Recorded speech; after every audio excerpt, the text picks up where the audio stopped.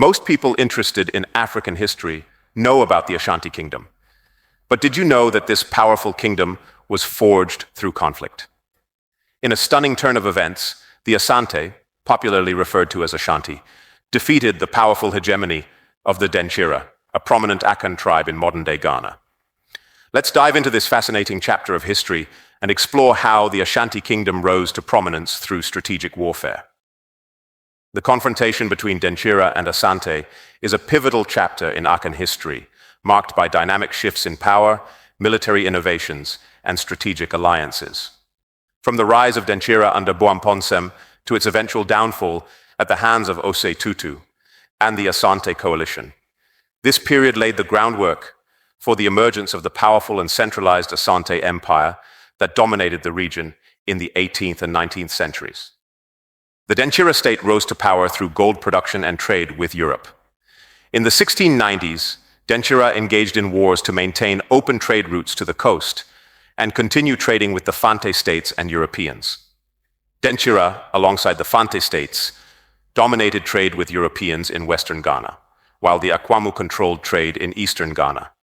Denkyira exerted dominance over neighboring states, except for the Fante, Akwamu, and Achim. The Ashanti, during this period, were subjects and tributaries to the Denkyira kingdom. The Denkyira were the first in the Ofin-Pra basin to import European firearms in large quantities. Boamponsem, the Denkyira leader, exchanged golden slaves for guns and ammunition, strengthening his army and expanding his control. Between the 1650s and 1680s, a military revolution occurred among the Akan, driven by constant competition. European muskets replaced traditional swords, bows, and javelins, changing battle tactics and leading to the formation of gun-bearing infantry units. The Akwamu, located far to the east, were among the first to adopt these new tactics, using conscripted subjects and a corps of semi-professional soldiers. The Akwamu army was organized into 6 main parts, each with various subdivisions. This traditional military system of the Akwamu would later be adopted by other Akans, especially the Ashanti. The 6 parts of the army were Scouts, Akwansrafo, Advance Guard, Chwarfo, Main Body, Adonten, Personal Bodyguard, Jasi, Rear Guard, Chidorm, 2 wings, left, known as Benkum, and right, known as Nifa. In battle, the army deployed the Advance Guard, Main Body, Rear Guard, and wings to maneuver with flexibility. Scouts, who were professional hunters, conducted reconnaissance and pursuit operations. They used their marksmanship skills to snipe at advancing enemy forces, often from high perches in trees. To lure the enemy and reveal their positions, scouts used long sticks with hooks to shake trees, mimicking the presence of troops. After engaging briefly, scouts withdrew, allowing the advance guard to take over. The advance guard served as bait to expose enemy positions and strength. The Jasi, or personal guards, protected the king and high-ranking nobles on the battlefield. The rear guard pursued the enemy or acted as a reserve force. The 2 wings facilitated battle tactics by encircling the opposing force or attacking from the rear. Around 1659, the Denkyira rose to power by defeating the Adansi, becoming the dominant force in the western part of the Ofin-Pra basin. Following their victory, the Denkyira treated the Adansi harshly. Denkyira oral tradition recounts how Boamponsem seized people from Adansi and sold them off as slaves. It is also said that when Boamponsem needed sacrifices, he would send for people from Adansi. Although the Adansi eventually revolted, Boamponsem crushed the rebellion and continued his oppressive rule. After Entim Jakari became king, or Denkyira Hene around 1694, more people fled Denkyira's harsh rule. Entim Jakari's treatment of the Adansi people led many to seek refuge with Osei Tutu in Kwaman, also known as Kumasi. Osei Tutu's leadership saw the reorganization of the Ashanti army and the incorporation of gun-bearers, which proved crucial in the Battle of Feyiase in 1701 against the Denkyira. Boamponsem's successor, Entim Jakari, lacked his predecessor's authority and military skills. His overbearing demands and arrogance led to his downfall.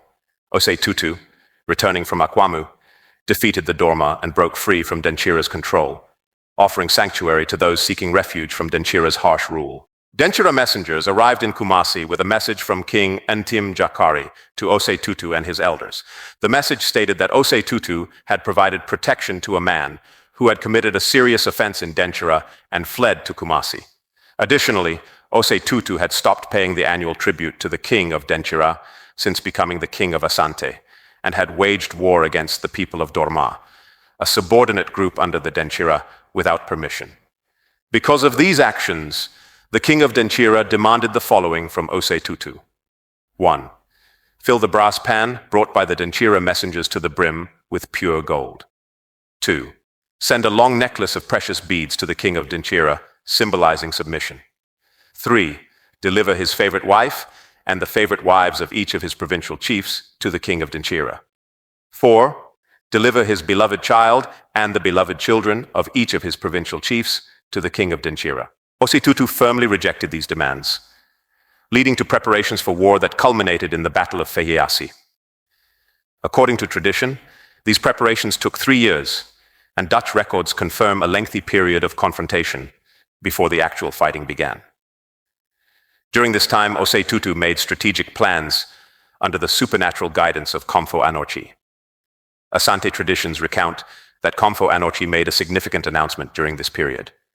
Komfo Anokye claimed he would alter the minds of half of Denkyira's army, causing half to join the Ashanti side and the other half to lose morale, ensuring an Ashanti victory. Additionally, Komfo Anokye promised to perform miracles to sway the allegiance of Denkyira subjects, convincing them to migrate to Asante and strengthen Osei Tutu's forces.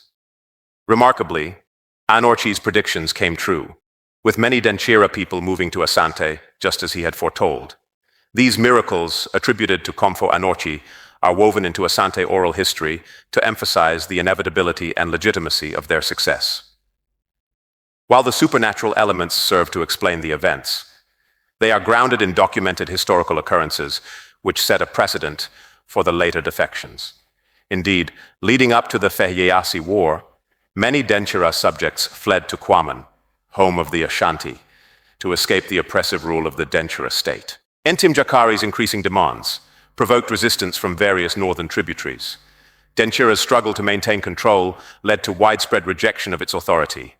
By the late 1690s, Denkyira faced many enemies, including the Kwaman coalition, which would become Asante.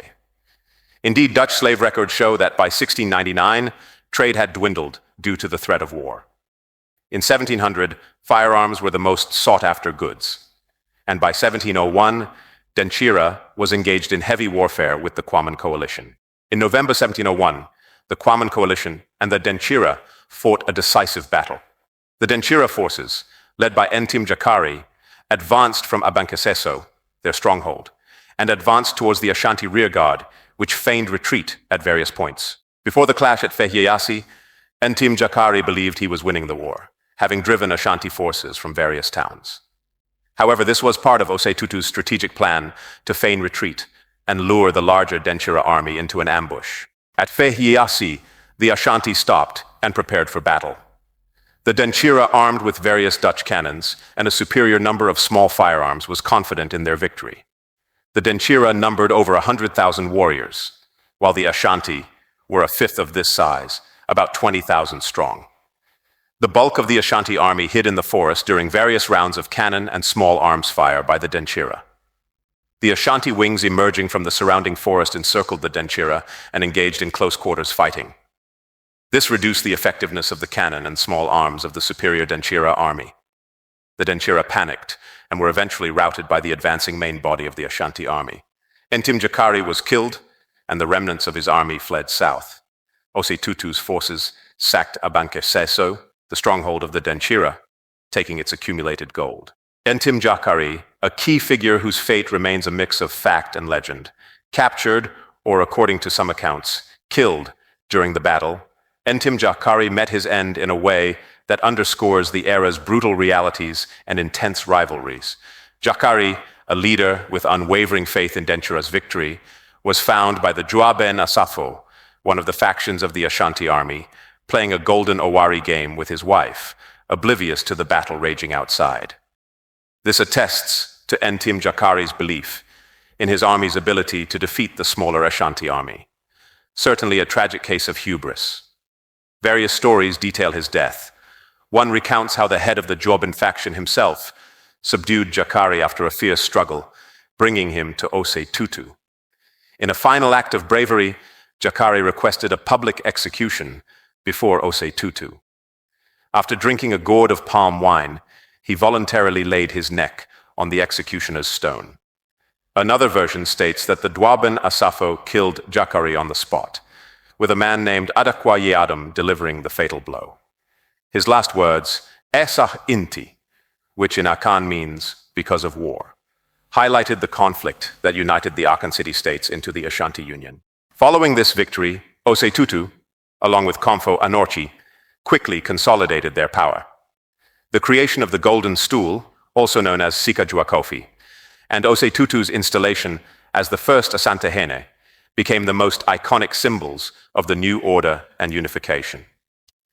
After the battle, Denkyira briefly reoccupied Abankasiso, but was suppressed in subsequent revolts.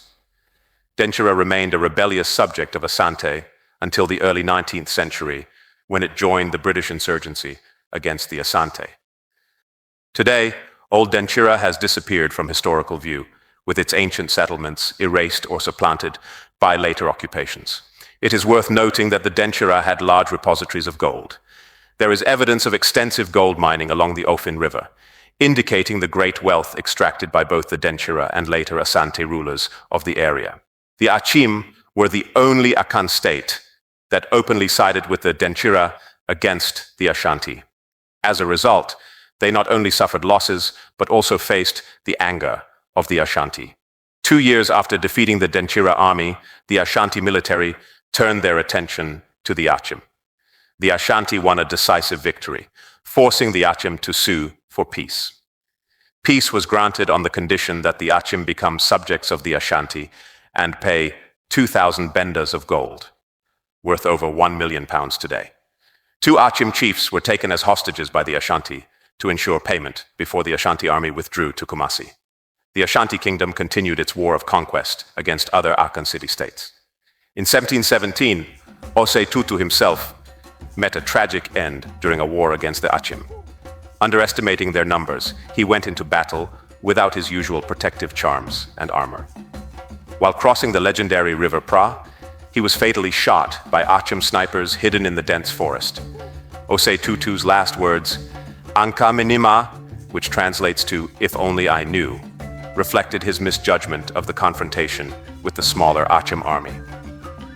To this day, the occupant of the Golden Stool is forbidden to cross the River Pra, a lasting testament to this pivotal moment in Ashanti history. Thanks to our channel subscribers, Nubian storytellers, Patreons, and the Discord intellectuals. We appreciate you. Until the lions have their own historians, the tales of the hunt will always glorify the hunter.